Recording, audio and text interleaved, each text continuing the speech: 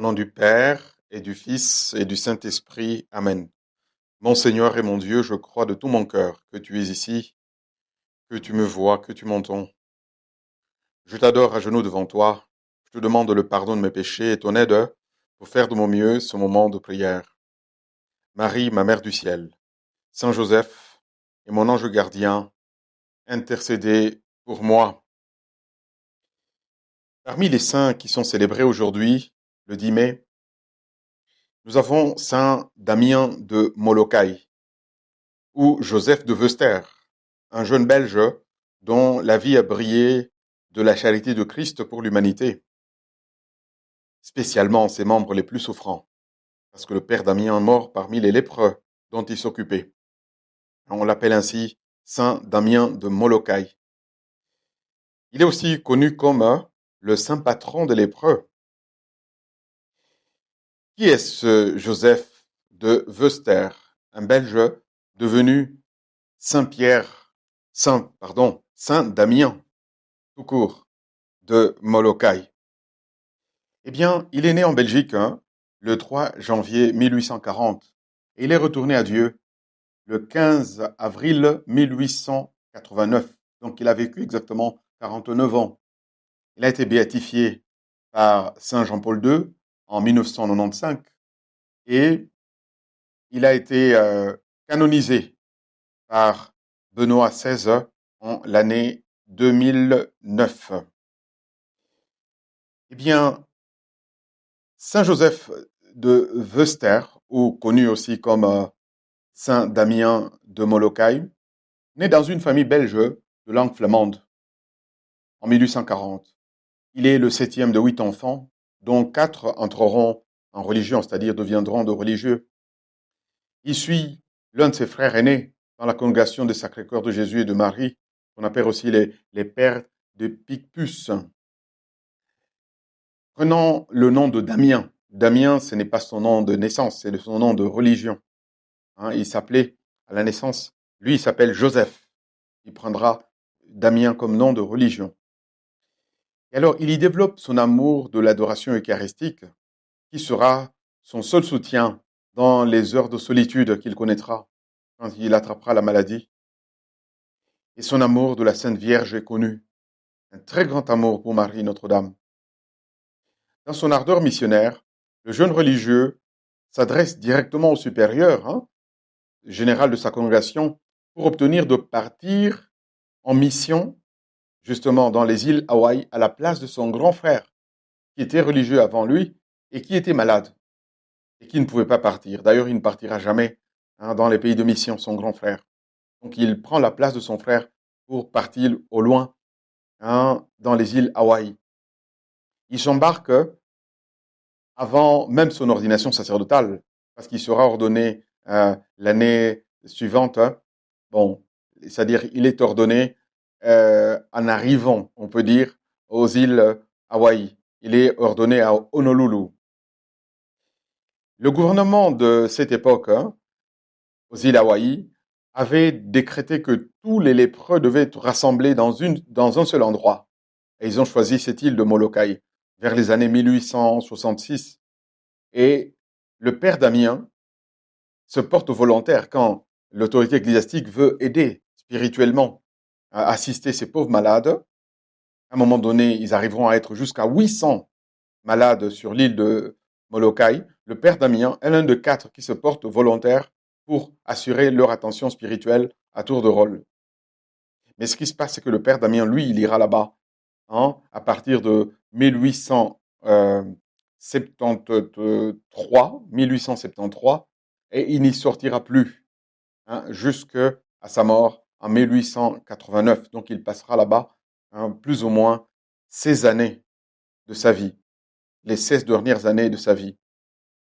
Et il y mourra un apôtre, on l'appellera ainsi, martyr de la charité, ou apôtre de la charité de Christ parmi les malades dont il attrapera la maladie. Il mourra également de lèpre.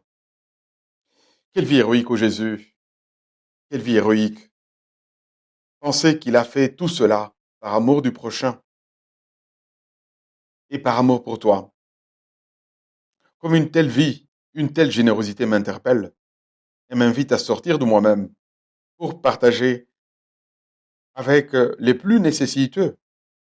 Attention, les plus nécessiteux ne sont pas nécessairement les gens pauvres qui sont au loin. Ça peut être la personne qui est à côté de moi qui a juste besoin de mon sourire. Oui, de mon sourire, de mon affection fraternelle. Juste ça. Parfois, le plus nécessiteux n'est pas celui qu'on imagine toujours. Comme une telle vie, Seigneur, m'invite à sortir de moi-même pour partager avec les autres les talents que tu m'as donnés. Comme le bon père Damien a su partager sa vie, sa jeunesse, la vigueur. Pensez qu'il n'est mort qu'à 49 ans. Bientôt, la générosité de Joseph de Wöster va susciter d'autres générosités dans le monde pour soulager la misère des lépreux entassés dans l'île de Molokai. Les moyens humains et matériels vont affluer, vont se mobiliser de partout dans le monde pour aider le bon père Damien, comme on l'appelait. Mais cela va gêner ses supérieurs, qui ne verront pas d'un très bon œil que l'on concentre tous les moyens sur l'action d'un seul missionnaire, d'un seul religieux, alors qu'il y en avait bien d'autres qui étaient éparpillés dans le monde et qui n'avaient pas les mêmes secours. Ceci sera une des croix du père Damien, l'incompréhension des siens.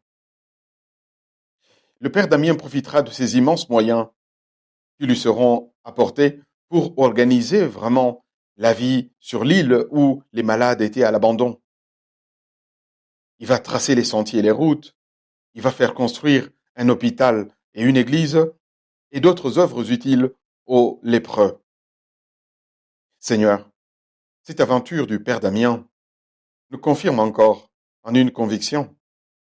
Quand on cherche sincèrement à faire le bien, à œuvrer pour le règne de Dieu, oui, le Seigneur vient apporter le nécessaire. Cherchez d'abord le royaume des cieux, nous a dit le Seigneur, et tout le reste vous sera donné de surcroît. La vie du père Damien est comme la vie typique de tout disciple de Jésus, la tienne et la mienne.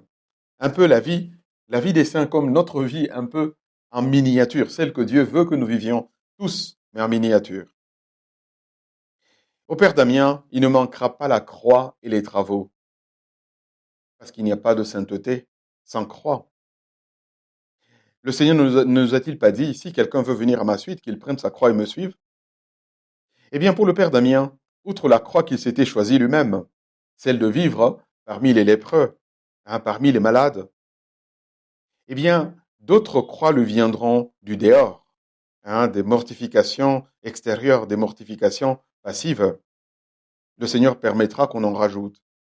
Donc, à sa croix choisie volontairement, on lui ajoutera celle des soupçons infondés et des racontards. Pour la petite histoire, à l'époque, on pensait, au XIXe siècle, on pensait faussement que la lèpre se contractait par la syphilis, que c'était une maladie vénérienne. Elle commençait comme une maladie vénérienne au départ. Et donc, le saint homme avait été, en son temps, soupçonné d'avoir manqué à la vertu de la chasteté.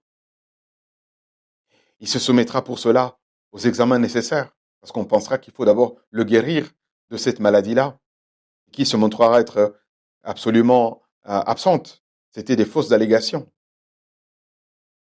Et même après la mort, pour le laver complètement, un écrivain de renom, Robert Louis Stevenson, tu dois le connaître, l'auteur de L'île au trésor, et du docteur Jekyll et Mr. Hyde. Oui, Robert Louis Stevenson, peu après la mort du père Damien, visitera un Molokai et fera ses propres enquêtes. Et une fois revenu à Londres, il démontera une par une toutes les critiques et tous les racontards contre le père Damien dans le Times de Londres. Seigneur, aide-nous, nous aussi, quand nous ne cherchons que toi, à regarder vers l'avant, à savoir offrir, voilà, les racontards, ou les mortifications passives que tu peux permettre, quelles qu'elles soient. Le père Damien avait une telle dévotion à la Vierge Marie que quand il arrivait à cette île de Molokai en 1873, donc 16 ans avant sa mort, il était quasiment convaincu que la Sainte Vierge, secours des chrétiens, le protégerait contre la lèpre. En fait, il a vécu plus de 10 ans sans l'attraper en étant parmi les lépreux qui à un moment donné sont arrivés à être au nombre de 800. Mais il mourra de la lèpre, il va la contracter et il va en mourir sur l'île de Molokai. Ô Marie, secours des chrétiens, en ce mois de mai, protège-nous contre la lèpre du péché qui est bien plus pernicieuse. Ou du moins, ô Notre-Dame, secours des chrétiens, obtiens-nous un repentir prompt, rapide, pour revenir vite à Jésus. Je te remercie, ô Jésus, des bonnes résolutions, des beaux désirs et des lumières que tu as semées dans mon cœur pendant ce moment de prière, autour et avec Saint Damien de Molokai. Je te demande de m'aider à les faire fructifier.